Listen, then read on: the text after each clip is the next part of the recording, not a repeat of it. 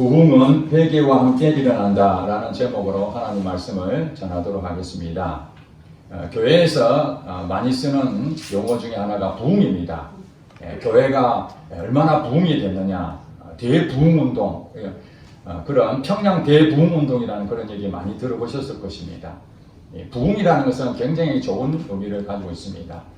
물론 양적인 그런 성장을 부흥이다 그렇게 말할 수 있는데, 이 부흥이란 뜻은 쇠퇴한 것들이 다시 일어난다, 회복이 된다, 그런 의미를 가지고 있습니다. 그러므로 우리가 살면서 특별히 심령의 어떤 부흥이 필요하다. 우리의 마음이 예전에 하나님하고 관계에 참 좋았던 관계들이 이제 다 무너지고, 냉랭한 가슴, 정말 하나님을 믿는 그 믿음도 사라져버리고, 이렇게 신앙생활을 해야 되는가, 지금 환경 때문에 어려움을 겪고 있는 분들이 굉장히 많습니다.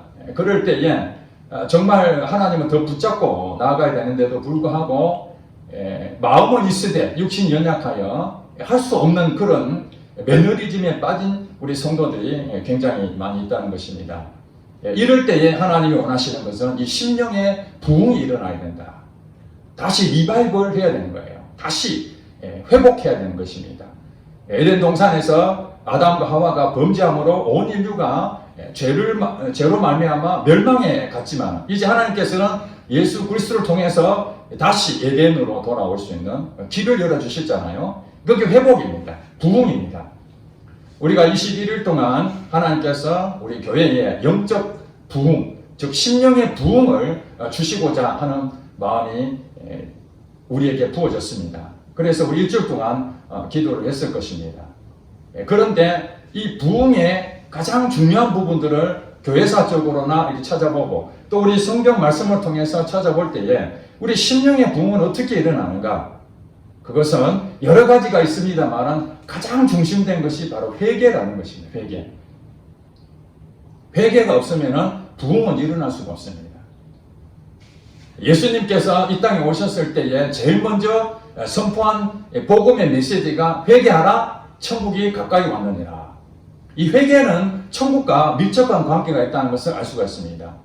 물론 오늘 본문에 저자했던 세례 요한, 이 세례 요한도 천국이 가까이 왔다, 회개하라, 이걸 예수님 말씀하신 것처럼 먼저 와서 전파했습니다. 오늘 본문에 이 세례 요한이 예수님 이전에 나와서 복음을 전할 때에 회개에 대한 부분들을 엄청나게 강조를 많이 했던 것을 알 수 있습니다. 누가복음 3장 7절부터 오늘 17절까지 읽었지 않습니까? 이것은 바로 요한이, 세례 요한을 말해요. 세례 요한이 이스라엘 백성들이 세례를 받으러 오는 그들에게 정말 중요한 메시지를 하나 전하게 됩니다. 7절에 뭐라고 해놨습니까? 요한이 세례를 받으러 나오는 무리에게 이르되, 독사의 자식들아, 누가 너희에게 일러 장차 올 진노를 피하라 하더냐, 이렇게 설명합니다. 지금 세례 받으러 나오는 무리가 누굽니까? 이스라엘 백성들입니다. 하나님 믿는 사람들입니다. 세례를 받으러 나왔다는 얘기는 믿음의 고백을 하는 것이죠. 불신자가 아닙니다. 이방인이 아닙니다. 예수를 믿는 우리들이라고 볼 수 있습니다. 자, 이들에게 세례 요한이 세례를 받으러 나오는 그들에게 칭찬한 것이 아니라 오히려 그들에게 이 독한 말을 퍼붓습니다. 독사의 자식들아, 이렇게 말합니다. 나중에 예수님께서도 바리새인과 이 종교 지도자들하고의 계속 그 논쟁이 있을 때에 그들에게 예수님께서 독사의 자식들아 하고 말씀하신 내용이 나옵니다. 이 독사의 자식들아, 이 뱀의 아들이다, 마귀의 새끼들이다, 이런 얘기죠. 하나님을 안다고 하지만 하나님에 대해서 전혀 무관한 삶을 살고 있을 때에 쏟아내는 아주 경고의 아주 극치라고 말할 수 있습니다. 누가 너희에게 일러 장차 올 진노를 피하라. 이 독사의 자식들아, 이렇게 하면서 진노가 있을 것이라고 이렇게 말합니다. 굉장히 무서운 얘기입니다. 여러분, 회개라는 얘기, 죄 문제 얘기, 여러 가지 지옥과 천국 그런 얘기할 때에 우리는 일단 두려워합니다. 무섭습니다. 그러니까 그런 것은 안 듣고 싶고, 지금 어려운 문제를 해결해 주기를 바라고, 평안하고 좀 잘 풀리고 이런 것을 자꾸 듣기를 원하는데, 우리의 심령의 부흥은 그런 데서 이루어진 것이 아니라 회개를 통해서 우리 심령이 부흥이 된다는 걸 아셔야 됩니다. 그렇기 때문에 오늘 세례를 받으러 나오는 이 이스라엘 백성들 앞에 독사의 자식들아 진노를 피할 수 있겠느냐, 이 메시지는 뭐냐면은 그들을 정말 지옥에 가라 그런 의미가 아니라 살 기회를 주려고 하는 것입니다. 이 세례 요한의 마음을 여러분 아셔야 됩니다. 왜 독사의 자식들아 얘기했습니까? 죽고 나면 끝나는 겁니다. 살아있을 때에 정말 내가 어떻게 살아야 되는가 하는 것을 분명하게 충격을 받지 아니하면 여러분 회개를 할 수가 없습니다. 그렇지 않습니까? 마음이 편안하고 아무 문제가 없는데 무슨 회개거리가 있습니까? 만족해 하는데, 회개는 정말 내 마음이 부패했구나, 내 이렇게 살면 안 되는구나, 내가 도대체 무슨 죄를 졌지? 이렇게 심각하게 바라볼 때에 비로소 회개의 자리로 가게 되는 것입니다. 그러면서 8절에 이렇게 얘기합니다. 그러므로 진노를 피하라. 피할 수 있겠느냐? 피할 수 없다. 그렇지만은 한 가지 중요한 것이 있다. 이렇게 얘기하는데, 그러므로 회개에 합당한 열매를 맺으라고 얘기합니다. 회개에 합당한 열매를 맺어라. 회개하라는 얘기죠. 회개하면은 어떤 열매가 나타나는데 그 열매들이 새로운 것을 준다는 것입니다. 그런데 그들은 그런 얘기를 듣고도 속으로 이렇게 생각합니다. 무슨 소리 하고 있어? 나는 아브라함의 자손이야. 우리 조상이 아브라함이야. 아브라함의 백성은 하나님의 백성이고 우리는 천국을 보장받았어. 자, 여러분, 예수를 믿는다는 그 고백하에 교회 다니는 사람은 다 그런 생각할 겁니다. 나는 교회를 다니고 있고 하나님을 믿고 있고 나는 예수님의 제자라고 생각하고 있기 때문에 나는 아브라함의 자손이야 라고 생각하는 유대인들처럼 여러분들도 그렇게 생각하고 나는 천국 갈 것이라고 확신을 가지고 있다면 오늘 세례 요한이 여러분에게 똑같이 얘기합니다. 속으로 아브라함이 우리 조상이라고 말하지 말라. 나는 교회를 다니고 나는 교회의 일원으로서 직분을 받았고 사람들 앞에 그래도 교회 다닌다고 오랫동안 다녔으므로 사람들이 인정을 받을지 모르지만은, 그래서 나는 천국에 갈 것이라고 확신하고 있을지 모르지만은, 그러나 그 다음에 얘기하면 내가 너희에게 이르노니 하나님이 능히 이 돌들로도 아브라함의 자손이 되게 하시리라. 우리가 뭐 잘나서 지금 여러분들이 천국 백성을 만들어준 것이 아니라 여러분들은 아무것도 아닌데 하나님의 무조건적인 사랑으로 예수님을 믿고 구원 얻는 자리에 줬다는 거, 그걸 생각해야 되는데 나는 아브라함의 자손이야 하면서 행동이 어떻다는 것입니까? 회개에 전혀 관계없는 잘못된 삶을 살고 있었다는 것입니다. 우리 신앙생활 하는데 잘못 믿는 사람이 너무 많습니다. 교회 안에서도. 그것을 어떤 사람은 서로 신앙관이 다르다고 그렇게 말할 수 있습니다. 물론 때로는 어떤 방법적인 부분에서 서로 생각이 다를 수 있습니다. 교회 일을 하는데도 어떤 사람은 이렇게 하자, 어떤 사람은 이렇게 하자, 전도도 이렇게 하자, 저렇게 하자, 서로 의견이 다를 수 있습니다. 그러나 그런 얘기들 말고 정말 회개에 합당한 열매가 있느냐 없느냐라는 부분들을 가지고 우리가 얘기할 때도 신앙관이 다르다. 나는 예수님을 믿었기 때문에 성경을 봐라. 오직 너희는 믿음으로 말미암아 산다 했으니 나는 믿고 있으니까, 나는 예수님 믿고 있으니까 천국에 분명하게 가고 있어. 그래서 사람들이 그런 얘기 하잖아요. 우리는 연약하기 때문에 당연히 죄를 지을 수 있고, 그래 기도할 때만 그렇게 기도하지 않습니까? 하나님, 나는 죄인입니다. 나는 오늘도 이렇게 못했습니다. 일주일 동안 이렇게 살았는데 잘 안 돼서 죄송합니다. 용서해 주세요. 그렇게 슬쩍 지나가려고 합니다. 여러분 잘 아셔야 됩니다. 예수님을 뭐 때문에 여러분들이 믿었습니까? 예수님이 나의 구주로, 나의 주인으로 믿었지 않습니까? 회개라는 것은 내가 가던 길을 멈추고 다시 주님께 돌아오는 것입니다. 내 생각, 내 계획된 대로, 내 믿음대로, 내 생각대로 갔던 길을 멈추고 주님의 계획대로, 주님의 뜻대로 그렇게 돌아오는 것이 바로 회개라는 것입니다. 여러분이 예수를 믿었다면, 천국을 확신한다면 바로 그 믿음이죠.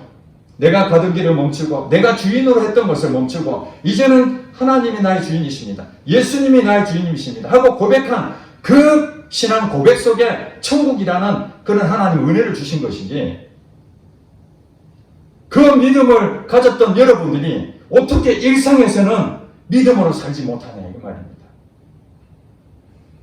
내가 예수님을 믿습니다. 난 천국 백성 됐습니다. 하는 그 믿음과 또 우리가 일상에 살아가면서 하나님의 말씀 있지 않습니까? 하나님이 우리에게 어떻게 살기를 원하는 그런 말씀들이 믿지 않고 산다면은 예수를 믿고 천국 간다는 그 믿음이 분명하냐 이겁니다. 그렇지 않다는 것입니다. 진노를 피할 수가 없다. 그렇게 세례 요한은 강하게 지금 얘기하고 있습니다. 오늘 여러분들에게 오늘 이 본문 말씀을 주신 이유는 여러분들에게 무슨 듣기 싫은 얘기를 하라고 하나님 하신 것이 아니라 정말 심각함을 느끼라는 겁니다. 왜 교회가 무너지고 있고 나라가 이렇게 어지럽고 우리의 심령도 하나 변화가 되지 않아서 정말 답답하니 기도를 하는데도 기도에 뚫리질 않고 하나님 말씀을 보는데 알기는 알겠는데 이 말씀이 실제가 되지 못하고 일상에서 하나님 말씀대로 살아내야 되는데 그것이 실제로 일어나지 않는 그런 것을 보면서도 무덤덤하니 다른 사람하고 비교해 봤을 때 내가 믿는 하나님이나 그 사람 믿는 하나님이나 별 차이 없고 예수 믿는 것이 다 그렇지, 그렇게 독실하게 믿는 사람이 어디 있어? 내가 이 정도 하는 것으로도 만족해 하고 있다면 오늘 세례 요한이 이스라엘 백성들에게 독사의 자식들아 하는 얘기들은 오늘 그 말을 내게 주시는 하나님의 말씀이라는 것을 분명히 깨달아야 됩니다. 이렇게 심각하게 얘기했을 때에 어떤 일이 생깁니까? 8절에 9절에 보니까 이미 도끼가 나무 뿌리에 놓였으니 좋은 열매 맺지 아니하는 나무마다 찍혀 불에 던져지리라. 이미 진노, 피할 수 없는 진노가 멀리 있는 것이 아니라 우리 눈앞에 있다는 것입니다. 눈앞에. 왜 그렇습니까? 우리는 우리 생명이 언제 죽을지 모르거든요. 100살까지 살고자 하는 그 마음은 있어도 100살까지 다 살아낼 수 있는 사람 많지 않잖아요. 언제 어떻게 될지 모르기 때문에 우리는 지금 위급한 상황임을 깨달아야 된다는 것입니다. 나무 뿌리가 도끼에 딱 지금 놓였다는 얘기 무엇입니까? 하나님의 명령만 떨어지면 여러분 생명 거둬간다는 거예요. 거둬가면 끝입니다. 이제 회개할 기회가 없는 거예요. 그러면 그 다음에는 어떻게 됩니까? 늦은 것이죠. 지켜 불에 던져지고 나면 늦는 것입니다. 그러니 오늘 생명이 있을 때에 하나님 주시는 메시지를 들으시기 바랍니다. 10절에 무리들이 나온 세례를 받으러 나왔던 무리들이 이제 이런 얘기합니다. 그 메시지를 듣자마자 독사의 자식들아 장차 올 진노를 피할 수 없다. 그러면서 좋은 열매 맺지 아니한 나무마다 찍혀 불에 던져질 것이다 하는 이 복음의 메시지를 들었습니다. 듣고 무리들이 뭐라고 합니까? 가슴을 치며 물어 이르되 그러면 우리가 무엇 합니까? 여기서 시작되는 겁니다. 사도행전에 보면은 사도 베드로와 사도 바울이 복음을 전합니다. 대부분 유대인들이고 이방인들도 좀 있었습니다. 복음을 전하는데 거기에 들었던 사람들 가운데 우리가 어찌할꼬? 그러면 우리가 어떻게 하면 진노를 피할 수 있겠는가? 어떻게 하면 되겠습니까? 그렇게 반응을 보이는 사람이 있습니다. 그때에 베드로가 뭐랍니까? 너희가 회개하고 주 예수를 믿어라. 그리하면 성령을 선물로 받을 것이다. 제일 먼저 하는 일이 회개하라는 거예요. 회개. 우리가 어찌할꼬? 이 사람은 살아나는 겁니다. 우리가 어찌할꼬? 그러나 그것을 듣고 선동하여 대적하는 사람들이 사도행전에 보면 끊임없이 나타납니다. 무슨 소리 하고 있는 거야? 우리가 뭐 잘못했다고? 예수님 제자들이 말하는 것을 하나님 말씀을 듣지 아니하고 인간의 말을 듣고 너가 가지고 있는 그 신앙관과 내가 가지고 있는 신앙관이 달라. 나는 이렇게 배웠어. 율법을 철저히 지키라고 배웠다고. 할례를 행하고 안식일을 거룩히 지키고 절기를 지키라고 나는 그렇게 배웠단 말이야. 그런데 무슨 예수를 믿으면 구원을 받는다고? 무슨 소리 하고 있어? 신앙관이 달라. 이렇게 해서 선동으로 대적하고 바울을 죽이려고 그러고 바울을 죽이려고 했습니다. 심지어는 사도행전에 보니까 이런 기사도 나옵니다.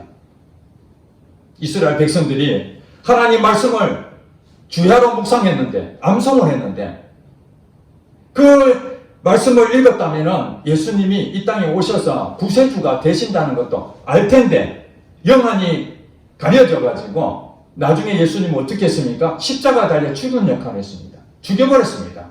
성경을 암송했던 사람이 예수님을 죽여버렸어요. 그 신앙생활이 이렇게 무서운 일입니다.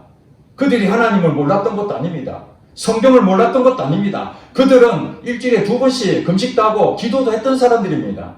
그런데도 예수님을 몰라보고 죽여버렸어요.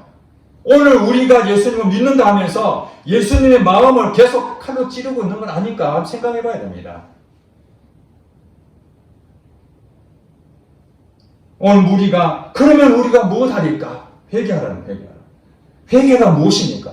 회개. 여러분 수도 없이 회개하라는 얘기를 들었습니다. 회개는 죄에 대한 부분이죠. 죄에 대해서 회개하는 겁니다. 죄. 그러면 우리가 아는 이 죄가 무엇인가도 알아야 될 거 아닙니까? 이거 이전에 설명을 드렸습니다. 거짓말하는 건 죄입니다. 도둑질하는 건 죄입니다. 살인하는 건 죄입니다. 간음한 건 죄입니다. 남을 음해하는 건 죄입니다. 분쟁을 일으키는 건 죄입니다. 다 죄지만은 우리가 생각할 때 그 죄를 회개하라니까 하나님 내가 거짓말했습니다. 내 다시는 거짓말 안 하겠습니다. 그렇게 하면 죽을 때까지 거짓말 안 합니까? 거짓말합니다. 그러면 또 여러분 하나님 또 거짓말했습니다. 하나님 이 죄를 회개합니다. 용서해 주세요. 그럼 또 거짓말 안 합니까? 그러다 보니까 여러분이 어떤 생각을 합니까? 나는 죄를 지면은 그냥 용서해달라고 구하면은 하나님께서 미쁘시사 나의 죄를 자백하면 다 이거 잊어준다 했으니까 죄를 지으면은 용서를 구하고 죄를 지으면 회개하고 죄를 지으면 회개하고 그렇게 사는 것으로 여러분 그냥 슬쩍 지나가지 않습니까?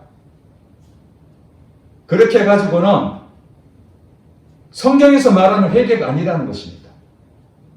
우리에 나타나는 죄의 현상들, 그 결과들을 가지고 여러분들이 계속해서 하면은 여러분 그 죄의 결과가 얼마나 많습니까? 거짓말만 안 해도 됩니까?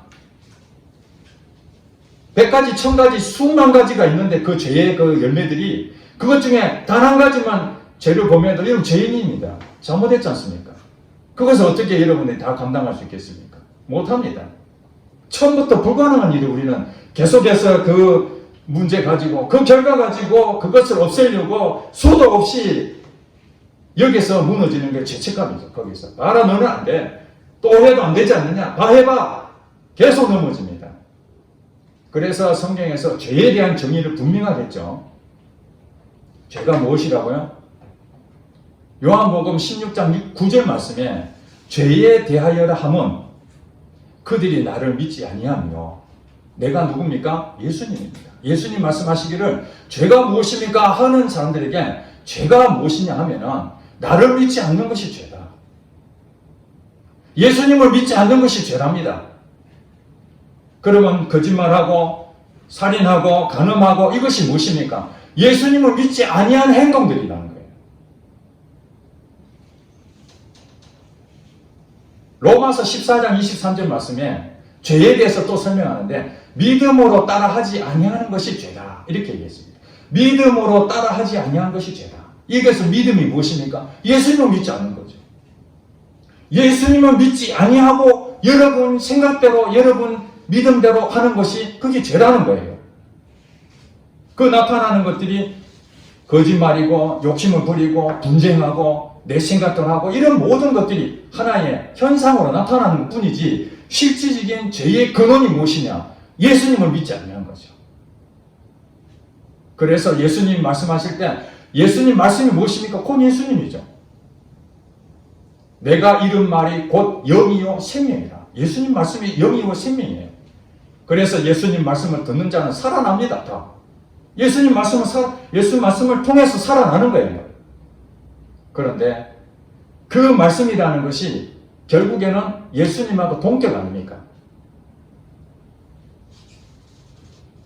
하나님 말씀 없이 여러분이 지금 살고 있다면 그건 여러분 생각대로 살고 있는 것이죠. 하나님 말씀을 못 듣고 있는데 어떻게 여러분 믿음으로 살 수 있습니까? 어느 목사님이 간증의 책에 이렇게 기록해놨습니다. 교회가 좀 더 좀 큰 데로 이사를 가야 되는데 성전을 건축을 해야 될 것 아니겠습니까? 좀 더 큰 데 가려면 하나님 기도했습니다. 하나님 이 성전을 이렇게 이전할까요? 하나님 대답을 안 하신 거예요. 그 주변에서는 정말 좋은 땅이니까 좋은 곳이니까 이거 꼭 계약을 했으면 좋겠다. 굉장히 무리하지만 우리 교회 사이즈로 보아서는 무리하게 되지만은 꼭 사두면 좋겠다. 그래가지고 무리하게 추진하다가 1년 만에 거기서 더 이상 이자도 감당 못하고 버티지 못하고 결국 그것에서 팔고 다시 나와서 지하상가로 갔다는 것입니다. 그리고 10몇 년이 지나고 난 다음에 진짜 하나님이 또 성전을 건축할 기회가 와서 그때 너무너무 힘든 일이 있어서 하나님 또 하나님 이번에 또 성전 건축을 해야 되는데 어떻게 하면 좋겠습니까? 하나님 사인을 해주세요. 하나님 사인을 안 해주면 제가 가지 않겠습니다. 하나님께서 사인이 떨어졌습니다. 성전을 건축하는 여러 가지 환경과 또 하나님 메시지를 주셨습니다. 그래서 그 뒤에 정말 이보다 더 큰 성전을 건축하는데 하나님이 하시라는 그 말씀을 듣고 순종했더니 정말 일사천리로 모든 것이 하나님의 재정과 사람과 모든 것들을 이루어 가시는 걸 봤답니다. 그러면서 자기가 예전에 왜 성전 건축하는 부분에서는 그건 왜 안 됐는가 하고 하나님한테 여쭙답니다. 하나님 왜 그때는 이렇게 어려움을 당했습니까? 하나님 말씀하시기를 네가 믿음대로 했지 내 말대로 했느냐. 거기서 자기가 깨달았다고 그렇게 고백했습니다. 내 믿음대로 하는 것이 아닙니다. 성전 건축하는 것도 하나님의 귀한 일일 수 있지만 내 믿음대로 하면 안 되는 것입니다. 그게 죄라는 것입니다. 믿음으로 따라하지 아니한 것이 죄다. 예수님을 믿는다면 이제 여러분들은 예수님 어떻게 하면 좋습니까? 그래서 예수님은 이제 육체를 입고 이 땅에 계시지 않잖아요. 성령으로 너희에게 임할 것이다. 성령이 이제 너희에게 예수님 말씀하신 것을 가르쳐 주시고 깨닫게 하시고 생각나게 하셔서 성령님이 너희 안에서 예수님이 하셨던 것처럼 모든 것을 다 인도할 것이다. 그러니 너희들은 뭘 하라고요? 예수님을 믿는 믿음 안에서 사는 거죠. 그 유명한 갈라디아서 2장 20절 말씀이 그래서 나오는 것입니다. 내가 그리스도와 함께 십자가에 못 박혔나니 그런즉 이제는 내가 산 것이 아니요 오직 내 안에 그리스도께서 사신 것이다. 오직 내 안에. 오직이 무엇입니까? 한 길밖에 없다는 거죠. 저것이 아니라 딱 하나밖에 없다는 거예요. 내 안에 누가 사신다고요? 예수님이 사신다는 거예요. 내 안에 내가 있는데 난 죽었다는 것입니다. 십자가로 통해서. 십자가를 통해서 죽었다는 말이 무엇입니까? 내가 하고자 하는 것을 다 내려놓는 것입니다. 나를 부인하는 거예요. 내 생각이 있습니다. 내가 가지고 있는 계산이 있습니다. 그것이 죽었다는 것입니다. 멀쩡히 살아있는데요? 그렇습니다. 멀쩡히 살아있지만 죽은 것으로 여겨라는 거예요. 그러면 내 안에 주체가 누굽니까? 내가 주인이 아니라 예수님이 주인이 되신 거죠. 예수님이 살아계신다는 것은 예수님이 나의 주인이 되셔서 예수님이 나를 이리저리 역사하신다는 거예요. 오직 내 안에 그리스도께서 사시는 것이다. 이제는 내가 육체 가운데 사는 것은 나를 사랑하사 나를 위하여 자기 자신을 버리신 하나님의 아들을 믿는 믿음 안에서 사는 것이다. 바로 그렇습니다. 우리가 믿는다는 것은 내 생각을 믿는 게 아닙니다. 성경을 보고 요리하는구나 하고 내가 깨달았다 해서 내 생각으로 가는 것이 아니라 예수님이 말씀하시는 것이 분명한지를 여러분들이 확인을 하셔야 됩니다. 왜냐하면 사단도 성경을 압니다. 그렇지 않습니까? 성경 말씀을 들어서 우리에게 사단이 미혹합니다. 신천지도 성경 가지고 얘기합니다. 이만이라는 사람이 자기 생각을 얘기하는데 성경을 가지고 자기 생각을 끌고 가지 않습니까? 거기에 있는 많은 사람들은 이만희가 그 있는 사람들에게 성경 가지고 풀어서 설명하면 전부 다 아멘합니다. 여러분, 그 아멘이 거짓같이 보입니까? 아닙니다. 우리 정통교회에서 드리는 이 아멘 소리는 그래도 적은 편입니다. 그들은 진짜로 믿습니다. 이만이라는 사람이 이 성경 말씀을 비밀로 공했는데 그걸 실제로 풀었다 안 하고 그렇게 믿고 그들은 아멘하고 자기는 구원을 받았다고 생각합니다. 여러분, 내가 예수님을 믿고 하나님 믿었다고 구원받았다는 것을 어떻게 확인할 수 있습니까? 신천지 사람들도 다 나는 하나님 믿고 예수님 믿고 또 이만희 총회장이 말하는 것도 믿고 있는 것입니다. 그 안에 기쁨이 없는 줄 아십니까? 아닙니다. 속았을 뿐이지 그들은 또 기쁨이 있고 즐거움이 있고 자기가 어떻게 하면 회사까지도 다 팽개칠 정도로 목숨을 걸고 하는 이유가 무엇입니까? 어쩔 수 없이 한다고요? 어쩔 수 없이 하는 사람도 있지만은 정말 그들은 천국에 대한 소망을 가지고 그렇게 살고 있다는 것입니다. 그러나 오늘 여기서 말한 것과 그들이 말하는 것의 차이가 무엇입니까? 회개에 합당한 열매가 없다는 것입니다. 예수님이 오늘 내게 말씀하신 오늘 일상에 여러분 삶 속에서 예수님이 살아계시는 그 삶이 실제가 되지 않는다면 그건 전부 다 진노를 피할 수 없다는 것입니다. 그것이 오늘 세례 요한이 여기 말하지 않습니까? 뭐라고 얘기하면 11절에 대답하여 이르되 옷 두 벌 있는 자는 옷 없는 자에게 나눠줄 것이요 먹을 것이 있는 자도 그렇게 할 것이니라 했습니다. 옷 두 벌 있는 자가 누굽니까? 여유가 있는 사람들이죠. 가난한 사람이 아닙니다. 여유가 있는 사람들에게 말하는 것입니다. 옷을 나눠줘라. 옷 없는 자에게 나눠줘라. 먹을 것이 있는 자도 나눠줘라. 이것이 무엇입니까? 물질이 주인이 되면 안 된다는 것이죠. 여러분 자신이 주인이 되면 안 되지만 여러분이 가지고 있는 모든 것도 다 내 것이 아니라는 거예요. 옷 두 벌 입는 이유가 무엇입니까? 쌓아놓는 것이죠. 내가 혹시 어찌 될까 싶어서 혹시라도 내가 망할까 싶어서 그 돈을 의지하는 것입니다. 하나님 믿는 사람들은 그렇게 살지 않습니다. 회개에 합당한 열매가 무엇입니까? 하나님을 믿기 때문에 예수님을 믿기 때문에 옷 두 벌 있는데 하나 주는 것입니다.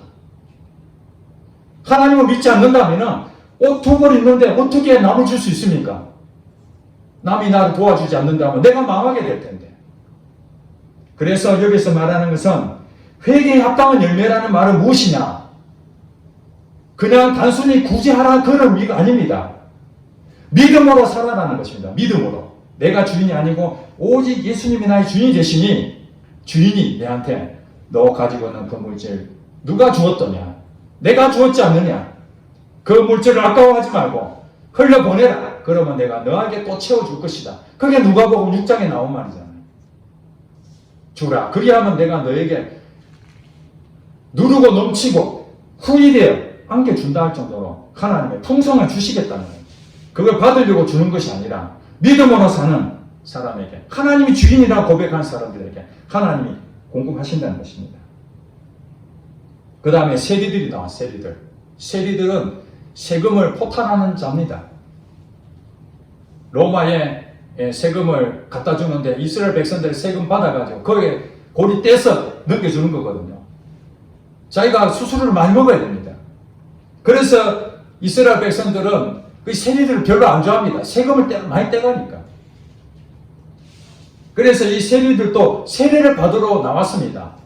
어떻게 구원 한번 받아보겠다는 거죠. 그런데 이 독사의 자식들아 하는 세례 요한의 그 고백 앞에 두려움에 떨었습니다. 그러면서 이들도 하는 얘기가 선생님 우리가 무엇을 할까? 마음을 찢어 내가 무엇 할까요? 이렇게 똑같이 고백합니다. 그러니까 13절에 부과된 것 외에는 거두지 말라. 정당한 가격만 받아라는 거죠. 적당한 것으로 해라는 거예요. 이게 바로 우리 삶 가운데에 어떻게 살아야 되는지를 말하고 있는 것입니다. 그 다음에 군인들 얘기합니다. 14절에 보니까 군인들도 또 왔습니다. 나라를 위해서 싸우고 있는 군인들도 와서 뭘 합니까? 자기들도 아이고 이거 진짜 이 진노가 일어나는 거 아니야? 두려움에 떨었어. 우리는 무엇을 하리까? 그렇게 물어보니까 14절에 사람에게서 강탈하지 말며, 군인이 힘이 세잖아요. 그 당시에 군인은 강탈할 수 있는 그런 부분에도 누가 말할 말도 못했습니다. 아무거나 빼앗는 거죠. 약탈하는 것입니다. 강탈하지 말라는 것입니다. 그리고 거짓으로 고발하지 말고 받는 급료를 족한 줄 알아. 이 박봉님이는 여러분들 어떻습니까? 어떻게든지 뇌물도 받고 더 많이 받으려고 욕심 부릴 건데 받는 급여를 족한 줄 알라. 그 얘기는 뭐냐입니까?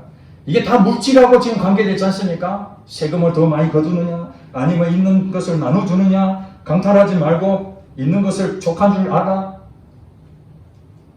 오늘 본문 말씀 말고 다른 성경에 보면은 바울이 그럽니다.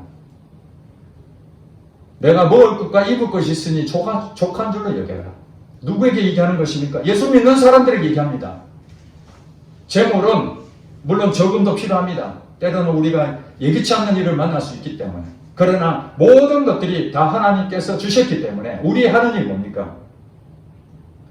이제 성령님이 내 안에 계셔서 예수님이 하셨던 모든 것을 깨닫게 하시고 우리 인도하실 것입니다. 우리는 믿음으로 사는 것은 성령님 어떻게 하면 좋겠습니까? 오늘 이렇게 나오잖아요. 우리가 무엇을 하리까? 그러면 여러분들은 예배 가운데에 오늘 예배 드리는 이 부분이 여러분이 열매를 맺는다면 이제 여러분들은 일터로 돌아갈 것입니다. 가정으로 돌아갈 것입니다. 사람들을 만나게 될 것입니다. 거기서 여러분들은 무엇을 해야 됩니까? 진정한 회개를 하고 그 다음에 열매를 맺어야 되는데 그 열매가 무엇으로 나타납니까? 여러분 심령의 부흥이 일어난다는 거예요. 그동안 믿지 아니하고 내 생각대로 살았던 것이 그게 잘못됐구나. 이게 회개입니다. 잘못됐구나. 내가 이렇게 살면 안 되는데 하나님 말씀대로 살아야 되는데 내가 이사하는 것도 하나님 말씀대로 이사를 해야 되고 결혼하는 것도 하나님 말씀대로 결혼해야 되고 취업도 하나님 말씀대로 순종하면 취업을 해야 되고 사람을 만나는 것도 하나님 말씀대로 그건 모두 하나님 말씀대로 그렇게 순종을 하게 되면은 그 죄질 수가 없는 거죠. 그러면 여러분은 어떻습니까? 회개에 합당한 열매를 맺는 자가 되는 것입니다.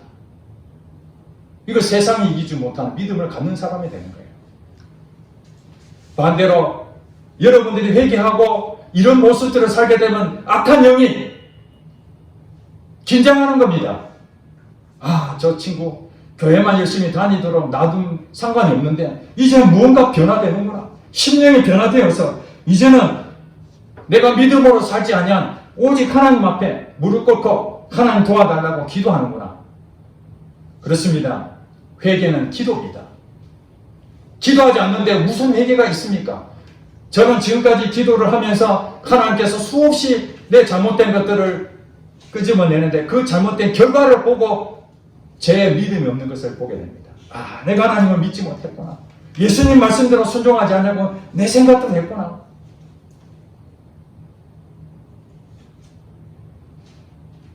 여러분, 지옥 같은 환경은 우리가 만날 수 있습니다. 예수 믿는 사람들도 지옥 같은 그런 경험을 할 수 있습니다. 이야, 이래서 고통스러운데 빨리 죽어버리면 좋겠다. 그래야 해결되니까요. 그러려고 천국 주신 거 아닙니다. 이 세상에서 정말 지옥같이 사니까 탈출구로 죽으면은 영원한 나라, 고통도 없는 천국 가면 좋겠다. 그래 살면서 이 땅에서 그냥 지옥에 사는 것처럼 피치 못해 마지못해 살고 있다면 그게 어떻게 예수님 믿는 사람입니까? 안 믿는 사람이나 믿는 사람 다른 게 무엇입니까? 지옥 같은 환경이 온다 할지라도 그 속에서 천국을 맛볼 수 있다면 그 사람이 바로 진정한 그리스도인이 아니겠습니까? 부흥은 어떻게 오느냐? 눈에 보이도록 이런 육체적으로 양적으로 성장하고 그런 나타나는 현상일 뿐입니다. 여러분들이 죄를 안 범하려고 애를 쓴다고 죄가 없어지는 것이 아닙니다. 불가능한 일입니다. 여러분들이 그 죄를 나타날 때마다 무엇으로 가야 됩니까? 내가 믿음이 없구나. 믿음으로 하지 아니하니까 거짓말 나오고 믿음으로 살지 아니하니까 살인하게 되고 간음하게 되고 남을 비판하게 되고 아, 내가 예수님에 대한 믿음이 없구나. 그러면 여러분 어떻게 됩니까? 아버지, 내가 믿음이 없습니다. 가슴을 치며 가슴을 치며 기도하는 겁니다. 하나님, 내가 믿음이 없습니다. 하나님은 이렇게 말씀하시는데 믿음대로 사라지지 못하는 것이 바로 나의 문제 아닙니까? 하나님이 문제가 아니라면 내가 문제죠. 하나님 왜 이렇게 답답합니까? 믿음으로 살지 못하니까 답답한 거죠. 그러나 하나님은 감사하게도 우리에게 피할 길을 주시고 회개의 길을 열어주셔서 다시 회복시켜 주신다는 거예요. 그러니까 회개가 은혜죠. 하나님 기도를 주신 것이 은혜입니다. 우리가 21일 동안 기도하는 건 다른 게 아닙니다. 우리의 심령이 회개하는 마음이 부어지면은 여러분들 이렇게 살지 말아도 사라집니다. 제 장담합니다. 돈 많이 있다고 그거 자랑 안 합니다. 정말 성령이 부어져서 하나님 마음이 부어지면은 그도 내 것도 아닌데 그냥 남한테 줍니다. 주라고 해서 주는 것이 아니라 주어지게 되고, 여러분 일터에 회사를 위해서, 동료들을 위해서 기도하게 됩니다. 사장을 위해서 기도하게 됩니다. 교회를 위해서 기도하게 됩니다. 여러분 남편을 위해서 기도하고, 여러분 아내를 위해서 기도하고, 자녀들을 위해서 기도하고, 기도할 것이 얼마나 많습니까? 모든 것이 내 생각과 내 계산으로 자꾸 하려고 하니까 문제가 생기는 거죠. 여러분 초점을 자꾸 흐리게 만드는 악한 영입니다. 어디로 가야 됩니까? 내가 예수님 믿지 않는 이거로 가야 됩니다. 예수를 믿지 않는 죄. 회개하는 겁니다. 여러분 회개가 자동을 제띠까 잘 안 됩니다. 그냥 냉랭합니다. 그렇지만은 여러분들은 기도의 자리에 서기만 하면은 하나님 회개의 영을 부어줄 것입니다. 하나님 회개의 영을 부어주세요. 성령님 나를 덧입혀 주셔서 내 마음이 목마르니 아버지 회복시켜 주세요. 그 간절함 때문에 하나님께서는 반드시 여러분에게 기도의 문이 열리게 되고 회개가 임하게 되고 여러분 성령 충만하게 되면 어떤 일이 벌어질지 상상할 수 없는 놀라운 일이 여러분 삶에 이루어질 줄로 믿습니다. 아멘.